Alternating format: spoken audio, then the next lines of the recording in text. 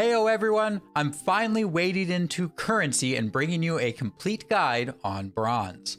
Bronze is one of the currencies in Conqueror's Blade. It is by far the most commonly used currency, closely followed by silver. Early in the game, it is a difficult currency to maintain, so let's get into how you earn bronze, as well as things to look out for to maintain it. First off, let's talk about how to earn bronze. There are a few ways to earn the currency. Starting off, doing your quests is a great way to earn bronze. Daily quests can earn you 500 to 2,000 bronze apiece. If you do these daily, it will add up over time to be a significant amount. Doing special quests through events or seasonal unit quest lines can even give you potentially 10,000 bronze apiece. Weekly quests are a very significant contribution of bronze. If you do all the weekly quests, you can earn 58,500 bronze, on top of the 7,500 bronze from the bags. That means doing all your weekly quests is 66,000 bronze. House quests can potentially give large chests as rewards, which are worth 10,000 apiece. Territory War campaign rewards from each stage can give chests of bronze. The different stages can give 5 to 10 chests apiece, which are worth 5,000 bronze each. Paying attention to the different quests that are available can add up to large amounts of bronze, so keep checking on what quests you have and what is available. The most obvious way to earn bronze is from matches. Queuing up for different matches can earn you some bronze as rewards. The question that arises though is which matches are the best for earning bronze? To answer this question, I queued up for 5 matches in each match type to get an average. I then compared the average bronze earned to the average time the matches took. I used the base rewards, so my numbers do not include any bonuses. If we take a look at the average bronze earned from the matches, the results are not too surprising. The best matches for bronze are the PvP matches of Siege and Field battles. I was shocked initially that Field battles beat out Siege battles, but looking at my data, they are both giving anywhere from 3,500 to 6,200 apiece. I pulled up my data from the matches I used for finding out the best matches for leveling. I will add a card to that video. Looking at that data from the Field and Siege battle matches, it shows that both earn around the same amount of bronze depending on the match. With that aside, looking at the other matches, Expedition 3s and AI Training are the next best matches, with the rear being taken up by Bandit Raids. Let's see how these results change if we take into account match length. Quickly looking at the match length averages, Siege battles take the longest, followed by Expedition and Field battles. I did notice that Siege matches took longer than expected this time around. During the leveling video, my average was around 15 minutes, but I'll talk about that more in a bit. Let's look at bronze per a minute. For bronze per a minute, we see Field battles crush the other matches. AI Training comes in second at 70% of Field battles earnings. Siege battles are usually the go-to for people earning bronze, and initially this chart seems to disprove that. Let's look closer. As I said earlier, my averages for this time around for Siege battles seemed longer. To do a sanity check, I took the average time from not only these 5 matches, but averaged in the 10 from the leveling video. This gave an average of 15.6 minutes. If I use this, it changes the bronze per minute to 304 for Siege battles. This gives them an 11% improvement, but still leaves it at only half of the earnings from Field battles. This really makes sense. Siege and Field battles trade blows on bronze earning depending on the match, but Field battles generally take half to 2/3 the amount of time as Siege battles. That is, if you get into one. Field battles are not as popular as Siege battles, so queue times can be long or impossible.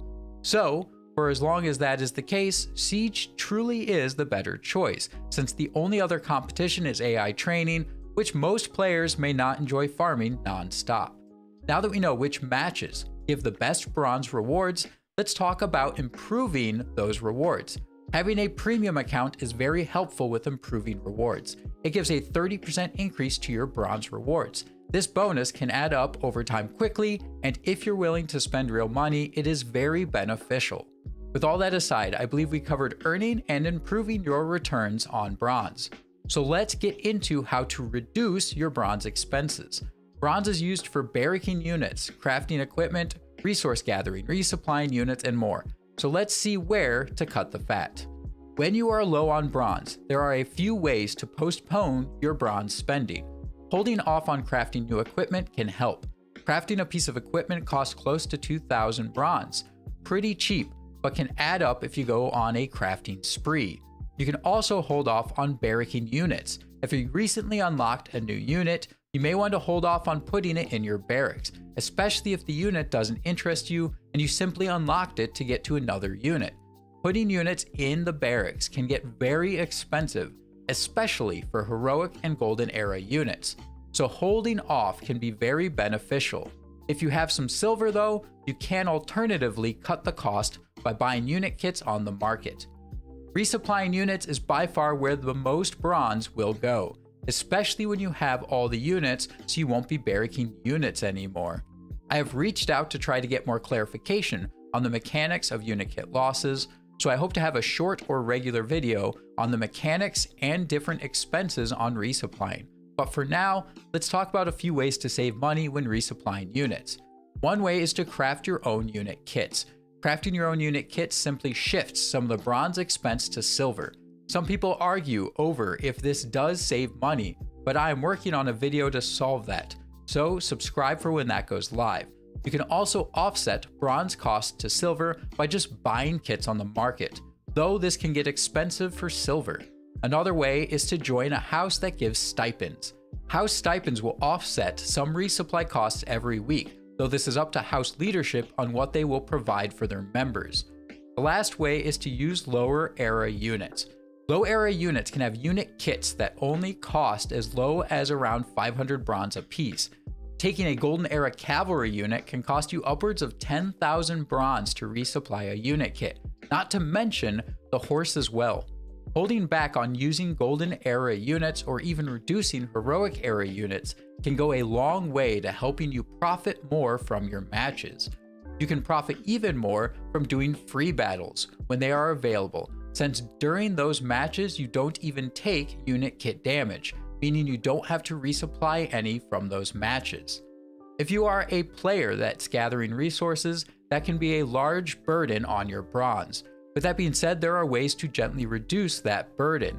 Improving your warband's labor will give you a bigger return on resources for the bronze you spend, so loading up on serfs will help you out. Also, making sure you upgrade your gathering in the technology tree. This also improves your return per bronze spent.